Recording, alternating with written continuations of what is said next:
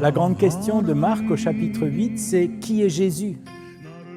Qui était vraiment Jésus ? Aujourd'hui, sur le plan historique, personne ne conteste vraiment que Jésus ait pu exister comme être humain sur la terre. Mais qui était-il vraiment ? Quelle était vraiment son identité ? Était-il un grand sage, un révolutionnaire, un illuminé, un réformateur religieux ? Ou était-il le Fils de l'homme, celui qui est venu accomplir le salut de Dieu pour les êtres humains ? Et Jésus lui-même pose la question à ses disciples, « D'après les gens, qui suis-je » On a l'impression que Jésus a besoin pour lui-même, pour être confirmé dans son identité, qu'il a besoin d'être confirmé par d'autres. Comme dans les recrutements professionnels, vous avez peut-être déjà vécu ça vous-même. On vous donne un questionnaire à partager avec des amis proches, des gens qui vous connaissent bien et qui vont dire, eux, comment ils vous voient. Parce que quand on est seul face à soi-même et qu'on s'interroge sur soi-même, il y a toujours le risque d'avoir soit une mauvaise image de soi, soit de se raconter une histoire. Et l'altérité, c'est une réalité vitale pour que d'autres puissent nous refléter qui nous sommes, pour soit nous conforter, soit nous corriger dans notre perception de nous-mêmes.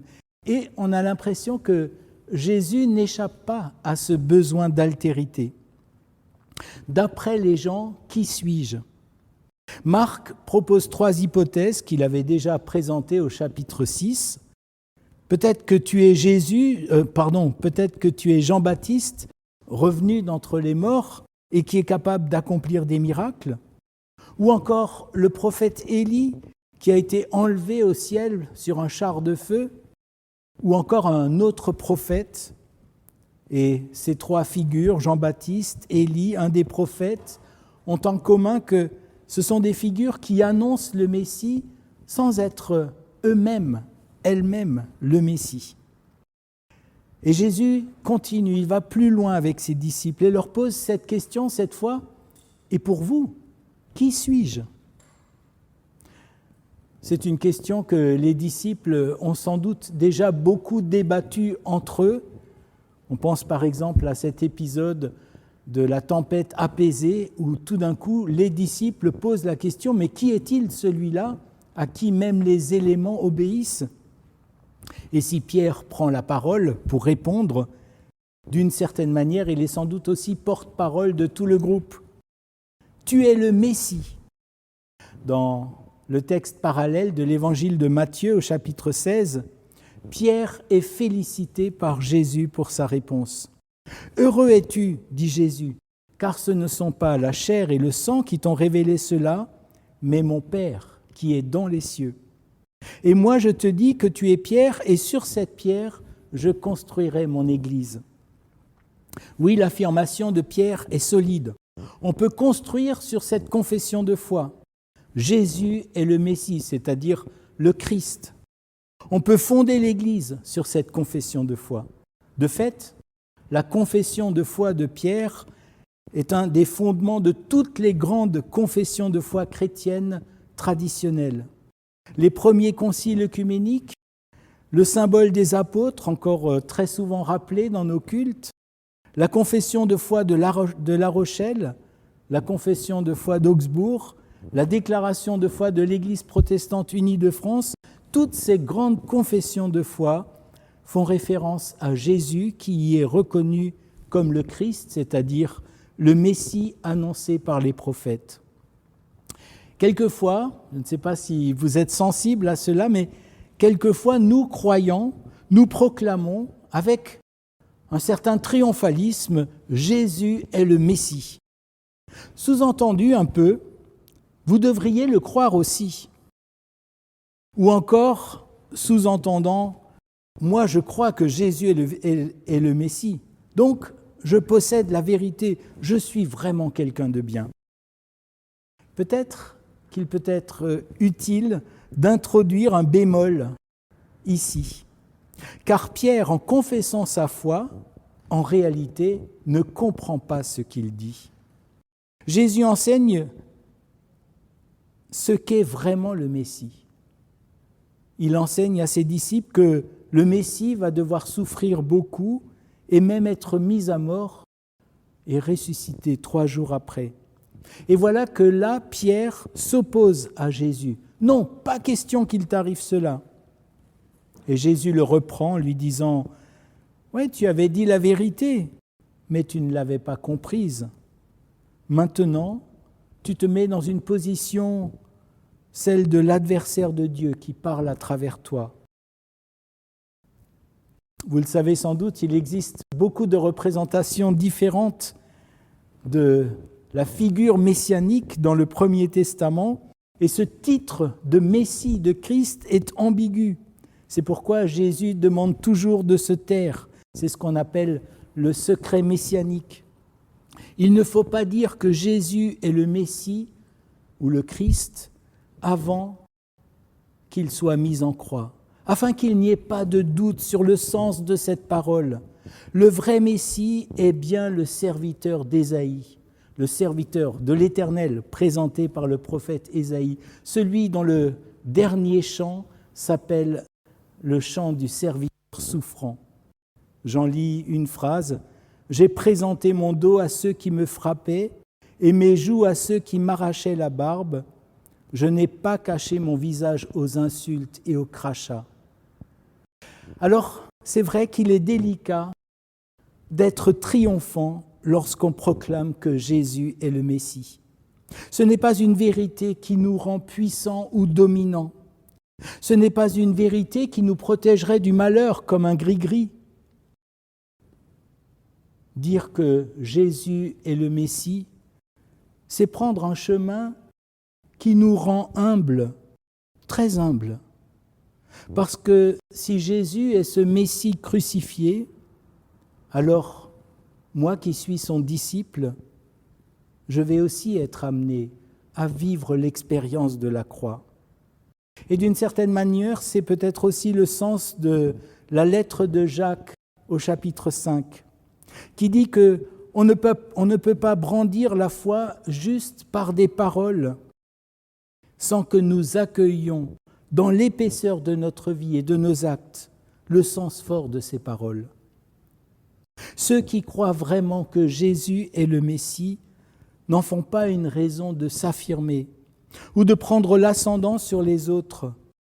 Ils rendent grâce à Dieu pour le salut qui leur est offert et ils se confient à lui pour qu'au jour de l'épreuve, ils soient trouvés fidèles. Jésus est le Messie. Pourtant, la question demeure. Qui est Jésus pour vous ? Qui est Jésus pour moi ? Qui est Jésus pour toi ? Lorsque les princes allemands ont été convoqués à la diète de Spire en 1529 et qu'on leur a demandé de se soumettre à Rome, ils ont émis une protestation en disant « Pour les choses qui concernent la gloire de Dieu et le salut des âmes, chacun paraîtra devant Dieu et lui rendra compte pour sa propre personne, sans pouvoir alléguer pour excuse des décisions prises à la majorité, c'est-à-dire sans pouvoir se cacher derrière des textes d'Église, aussi extraordinaires soient-ils. » Et le pasteur Antoine Nuis commente ce texte en disant « Le croyant adulte est celui qui dit « je » sans se cacher derrière les autres. » Qui est Jésus pour moi ? Je suis toujours frappé de voir que dans les évangiles, ceux qui suivent Jésus sans bien comprendre qui il est ne sont pas critiqués. Je pense à ce texte où des gens guérissent au nom de Jésus sans faire partie des disciples, que les disciples de Jésus voudraient justement faire taire, et à qui Jésus dit non, laissez-les faire. Je pense encore à cette femme qui a un geste pour moi superstitieux en pensant être guérie juste en touchant le manteau de Jésus. Je pense aussi à ces hypothèses dans Marc 8, où Jean-Baptiste, Élie, un autre prophète sont évoqués. Jésus ne critique pas ceux qui pensent cela, en disant « ils n'ont rien compris ». Ou encore, pire, en disant « mais c'est très grave de penser cela, vous mettez en danger la foi des croyants, vous mettez en danger l'Église ». Qui est Jésus pour vous ? Chacun a une manière singulière, une manière qui lui est propre d'être en relation avec Jésus. Pour certains, c'est à travers l'expérience de la prière, qui est comme une illumination intérieure dans laquelle le Christ se rend quasiment palpable pour moi.